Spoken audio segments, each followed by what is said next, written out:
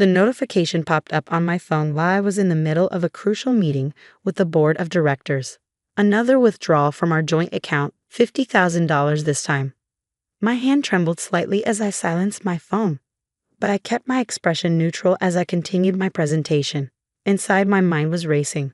In the past 3 months, Mark had drained nearly $300,000 from our savings, and I knew exactly where it was going. My name is Sarah Chen, and at 35, I'm the youngest chief financial officer at Morgan & Stanley Investment Group. I spent 15 years building my career from the ground up, working endless hours and sacrificing everything to get where I am. Mark, my husband of 8 years, used to say he admired my drive. That was before Jessica started working as his personal trainer at his exclusive gym. The signs had been there for months: the late nights at the gym, the new wardrobe, the sudden interest in his appearance. But I wasn't as naive as he thought. Being a CFO meant I knew how to follow money trails, and Mark's trail led straight to luxury hotel charges, expensive jewelry purchases, and first-class flights to exotic locations, all with the woman who was supposed to be helping him get in shape. I sat through the rest of the board meeting, my presentation flawless despite the chaos in my mind. When it finally ended, I retreated to my office and pulled up our bank statements. The latest withdrawal had nearly emptied our joint account. Mark clearly thought he was being clever, but he had no idea who he was dealing with. "Sarah?" My assistant Rebecca poked her head in. "Your husband's on line 1. Says it's urgent." I took a deep breath, steadying myself before picking up the phone. "Mark?" "Hey babe," his voice dripped with false cheerfulness. "Listen, I need to talk to you about something important. Can you come home early today?" I glanced at the bank statement still open on my screen. "Of course, I'll be there in an hour." When I pulled into our driveway, I noticed Mark's new Mercedes parked out front, another recent purchase he'd made without consulting me. Our 3-story Victorian home, which we'd bought together 5 years ago, suddenly felt cold and unwelcoming. Mark was waiting in the living room, lounging on our Italian leather sofa with an arrogance that made my blood boil. "Sarah," he said, not bothering to get up, "we need to talk." "About the $300,000 you spent in the last 3 months?" I asked calmly, setting my briefcase down. His eyes narrowed slightly, but his smirk remained. "Actually, yes, among other things." He stood up, straightening his designer shirt. "I've met someone who appreciates me, who makes time for me. Unlike you, she's not obsessed with her career." I felt a laugh bubble up in my throat. "You mean Jessica? Your personal trainer?" For a moment, his confidence wavered. "How did you?" "I'm a CFO, Mark. Did you really think I wouldn't notice the hotel charges, the jewelry, the flights to Bali?" He recovered quickly, his smirk returning. "Well, then this makes things easier. I want a divorce. And since I've already moved most of our savings, you might want to think carefully about how difficult you want to make this." I maintained my composure, years of boardroom negotiations serving me well. "You really shouldn't have done that, Mark." "Why?" he scoffed. "Because you'll be mad. Because you'll try to take me to court. Good luck proving anything. I've covered my tracks." I smiled then, a small, knowing smile that made his smirk falter. "No, you should have done that because that money, it's not really gone, and you've just committed a felony." The color drained from his face as I pulled out my phone and began playing a recording, his voice clearly discussing his plans to hide assets with Jessica. "You see, Mark, I've been tracking everything. Every withdrawal, every purchase, every conversation. And there's something else you should know." I reached into my briefcase and pulled out a stack of documents. "That joint account you've been draining? It's not actually our money. It's company money I was managing for a special investment project. You've just stolen $300,000 from Morgan & Stanley Investment Group." His face went completely white. "You're lying," he whispered, but I could see the fear in his eyes. "Am I?" I asked, laying out the paperwork. "Would you like to explain that to the FBI? Because they're very interested in talking to you about wire fraud." Mark collapsed onto the sofa, his arrogance finally cracking. "You set me up," he said, his voice hoarse. "No, Mark, you set yourself up. I just made sure there would be consequences." The next few hours were a blur of phone calls and revelations. I contacted my lawyer, Sarah Martinez, who had been briefed on the situation months ago. She arrived within the hour, armed with more documentation than Mark could comprehend. Mrs. Chen has been gathering evidence for months, Sarah explained, laying out file after file. We have records of every transaction, every conversation, and every meeting between you and Jessica Thompson, including some very interesting wire transfers to offshore accounts. Mark's face grew paler with each document. This is insane, he muttered. You can't prove anything. Sarah raised an eyebrow. Actually, we can. You see, when you're married to someone who specializes in financial fraud detection, you might want to be more careful about your paper trail. I watched as my husband, the man who thought he could outsmart me, began to crumble. The facade of the confident manipulator was falling away, revealing the desperate man beneath. The FBI will be here tomorrow morning, I said calmly. They're particularly interested in those offshore accounts you set up. Did Jessica help you with those, or was that your own brilliant idea?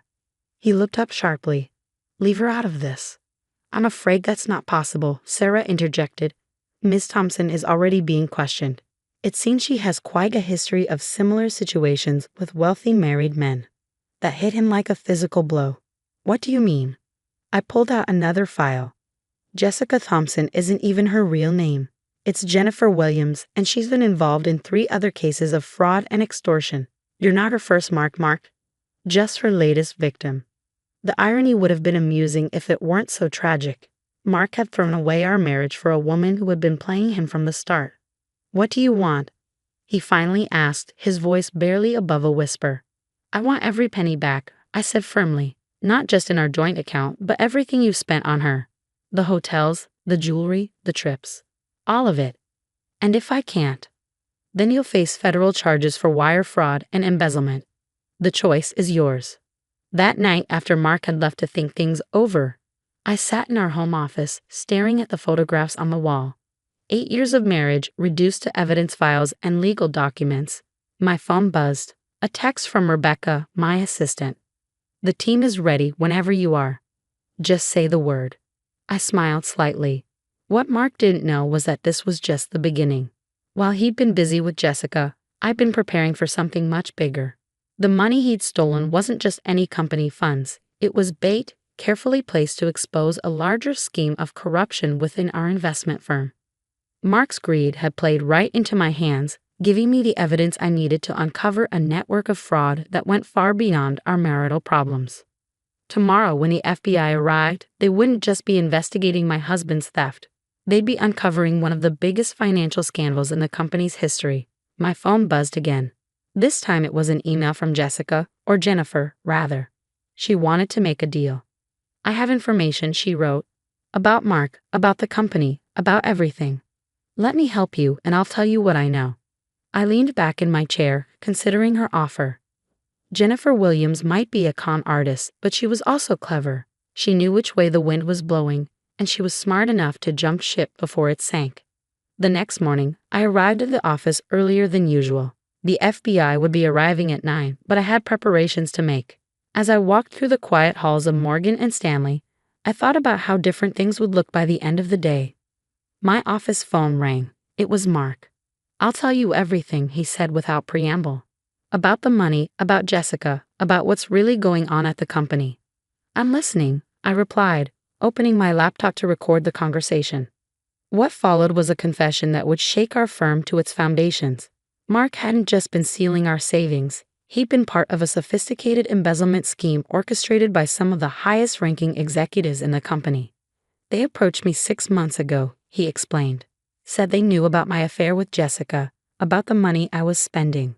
They offered to help me hide it if I helped them move certain funds around. I kept him talking, recording every detail. By the time he finished, I had enough information to bring down half the executive board. At precisely 9 o'clock, FBI agents entered the building. But they didn't stop at the security desk. Instead, they headed straight for the executive floor. I watched from my office window as FBI agents led our CEO and 3 board members out of the building in handcuffs. The scandal was bigger than anyone had imagined. $50 million in embezzled funds, dozens of fake accounts, and a trail of corruption that spanned 5 years. Mark's involvement had been the key to unlocking everything.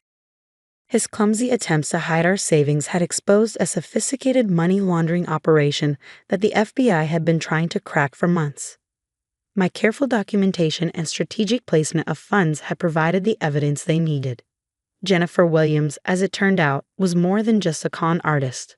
She was an informant working with the SEC, using her position as a personal trainer to gather information on wealthy clients involved in financial crimes. When she realized I was building a case, she'd reach out to collaborate. "Your husband wasn't the target," she explained during our meeting with the FBI. "He was just the weak link we needed to expose the larger operation. When I saw the transfers he was making, I knew he was involved with something bigger." The fallout was spectacular. Morgan & Stanley's stock plummeted as news of the scandal broke. Clients panicked, investors fled, and the media descended like vultures. But I was ready for that too. "Ms. Chen," a reporter called out as I left the building that evening, "did you know about the corruption when you took the CFO position?" I stopped, facing the crowd of cameras. "I took this position because I believed in cleaning up Wall Street. Today, we've taken a significant step toward that goal." Back home, I found Mark waiting on the doorstep. He looked broken, nothing like the arrogant man who'd smirked at me just days before. "I'll sign whatever you want," he said quietly. "The divorce papers, the confession, everything. Just tell me one thing. Did you know? When we got married, did you know this would happen?" I studied him for a moment. "No, Mark. When we got married, I believed in us. But when you started stealing from me, you gave me the opportunity to expose something much bigger than our failed marriage." He nodded slowly. "They're offering me a deal. If I testify against everyone involved." "Take it," I advised. "It's better than federal prison." After you left, I sat in our empty house, looking at the life we'd built together. 8 years of memories, both good and bad, all leading to this moment. My phone buzzed with a message from the FBI. They wanted me to testify before a grand jury next week. The investigation would take months, maybe years. The corruption ran deep, touching banks and investment firms across the country. But I was prepared for that. My team had been gathering evidence for years, waiting for the right moment to strike. As I packed up Mark's things, I found an old photograph from our wedding day. We looked so happy, so full of hope for the future. I tucked it away in a box with other memories of a life I no longer recognized. 6 months later, I stood in court watching Mark testify against his former conspirators. The evidence was damning, detailed records of every transaction, every meeting, every phone call. The executives who had thought themselves untouchable were facing decades in prison. Jennifer Williams testified too, revealing how she'd worked with the SEC to build cases against corrupt financiers. Her testimony, combined with Mark's confession and my documentation, created an airtight case. The aftermath transformed Wall Street. New regulations were passed, oversight was increased, and a message was sent. No one was above the law. Morgan & Stanley underwent a complete restructuring, with me leading the effort to rebuild the company's reputation. Mark took his plea deal and served 2 years in a minimum security prison. The last time I saw him, he was being led away in handcuffs, looking back at me with a mixture of regret and admiration. "You really are brilliant," he said softly. I should have seen that instead of resenting it. I signed the divorce papers the day his sentence began. The house was sold, our assets divided, what was left of them, and our life together became nothing more than evidence in a historical case file. Years later, I received a letter from Mark, postmarked from Seattle where he'd moved after his release. "I understand now," he wrote, "what you did wasn't just about revenge or justice. It was about changing a broken system. I'm sorry I couldn't be the partner you deserved in that fight." I didn't reply. Some chapters are better left closed. Today, I run my own financial security consulting firm, helping companies identify and prevent fraud. The Morgan & Stanley case is studied in business schools as an example of how one person's determination can expose systemic corruption. Sometimes, when I'm teaching seminars about financial fraud detection, someone asks if I regret how everything unfolded. I think about Mark, about the life we might have had if he'd made different choices. But then I remember the changes we helped create, the reforms that protect thousands of investors, and I know it was worth it. The lesson wasn't just about money or betrayal. It was about standing up for what's right, even when it costs you everything you thought you wanted. Sometimes the biggest victories come from our greatest losses. Mark taught me that. Not by being a good husband, but by being the perfect example of how greed and arrogance can blind people to their own destruction. His attempt to steal our savings didn't just end our marriage, it helped me expose corruption that had stolen from thousands of people. In the end, that was worth more than any amount he could have taken from our account.